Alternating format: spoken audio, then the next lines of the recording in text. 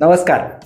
साधारण एक 30-35 वर्षापूर्वीची गोष्ट आहे आणि ती आज मी तुमच्याबरोबर शेअर करणार आहे. मी लहान होतो तेव्हा जस्ट एक शाळा पासआउट झाली होती आणि माझ्या वडिलांनी मला सांगितलं की तू टायपिंगचा क्लास जॉईन कर.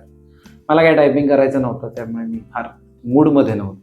परंतु त्यांनी प्रेमाने इन्सिस्ट केलं की तू कर, त्या आयुष्यात खूप महत्त्वाचा पुढे उपयोग होईल. आणि त्यावेळी काय कम्प्युटरचा एवढा प्रसार नव्हता, त्यामुळे वडिलांच्या इच्छेखातर मी टायपिंग क्लास जॉईन केला. आणि टायपिंग जॉईन केल्यावरती पहिल्या दिवशी त्यांनी जे काही ASDF आणि LKJ असे जे वर्ड्स आहेत ते मला टाईप करायला त्या रूममधले शिकवले पहिल्या दिवशी. आणि त्याप्रमाणे मी पहिले 2-3 दिवस तेच टाईप करत होतो. आणि माझ्या आजूबाजूचे जे सगळे होते ते मात्र एकदम जोरात टायपिंग करत होते. सो 3-4 दिवसांनी मलाही वाटलं की आपल्यालाही आता टायपिंग फास्ट करायला हवं, म्हणून मी ते एकच लेटर ॲक्च्युली SSS असं ते टाईप करायला मला सांगितलं होतं. सो मी ते टाईप करत होतो, पण ते मी फास्ट करायचा प्रयत्न करत होतो. आणि ते केल्यामुळे, फास्ट करत असल्यामुळे थोड्या चुका होत होत्या. आणि मग आमचे जे टायपिंगचे जे सर होते ते माझ्याजवळ आले आणि ते म्हणाले की अरे तू इतक्या फास्ट करायची का धडपड करतोयस, तू अगदी शांतपणे कर ना ते. तर मी काही बोललो नाही. ते म्हणाले हे बघ, हे जे आजूबाजूचे जे फास्ट स्पीडने करतायत ते बरेच वर्ष आता हे करतायत, ऑलमोस्ट 1-2 वर्ष ही येणारी मुलं आहेत आणि म्हणून यांचा स्पीड इतका चांगला आहे. आणि तुझे ह्या 3-4 दिवस तर हार्डली झालेले आहेत आणि तू एवढ्या फास्ट जर ते करायचा प्रयत्न केला तर ऑब्व्हियसली त्यात चुकाच होणार आहेत. आणि त्याप्रमाणे माझ्या पेपरमध्ये त्यांनी दाखवलं की किती चुकलंय बघ.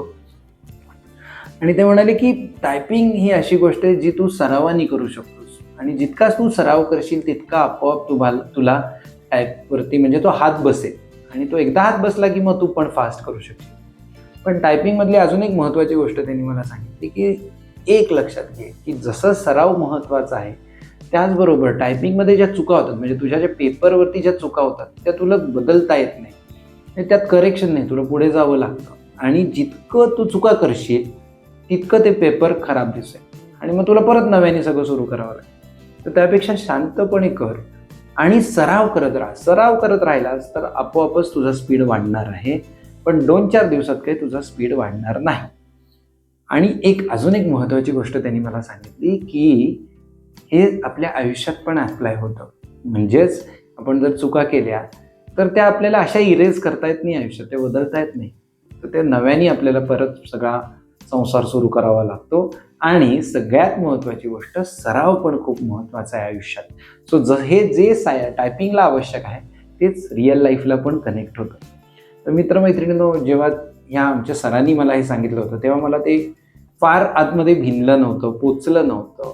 मी ऐकलं होतं, समजलं होतं. परंतु आता जेव्हा अनुभूतीमध्ये आम्ही 12 हेल्दी हॅबिट्स फॉलो करायचा प्रयत्न करतो तेव्हा हे मला खऱ्या अर्थाने, हे जे आमच्या सरांनी 30-35 वर्षापूर्वी सांगितलं होतं ते आता मला खऱ्या अर्थाने पटतंय, फील होतंय आणि त्याची अनुभूती पण येते.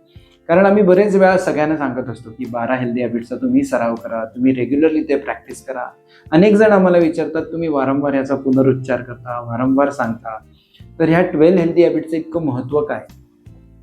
तर आम्हाला अनुभूतीत कळलं आहे की जितका आम्ही हा सराव करू, जितका आम्ही ह्याची पुनरुच्चार करू, तितकं तो आमच्या ब्रेनमध्ये पण त्याची लिंक स्ट्रॉंग होईल आणि आपोआपच 12 हेल्दी हॅबिट्स फॉलो करायला आम्हाला मोटिवेशन मिळेल, इन्स्पिरेशन मिळेल. आणि म्हणून अनुभूतीची टीम या 12 हेल्दी हॅबिट्सचा सराव करते, वारंवार त्याबद्दल जोर देते. कुठलीही गोष्ट जर आत्मसात करायची असेल तर त्याच्यासाठी खूप छान कोट आहे. तो म्हणजे we are what we repeatedly do. Excellence then is not an act but a habit. हा ॲरिस्टॉटलचा कोट आहे आणि हा खरंच आपल्या आयुष्यात चपखल बसतो की जितका आपण सराव करू तितकी आपल्याला त्याची सवय होते. आणि एकदा का सवय झाली की आपोआपच ते नैसर्गिकरित्या सहजतेने आपण करू शकतो.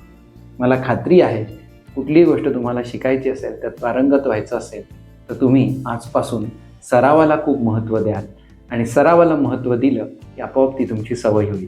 All the best.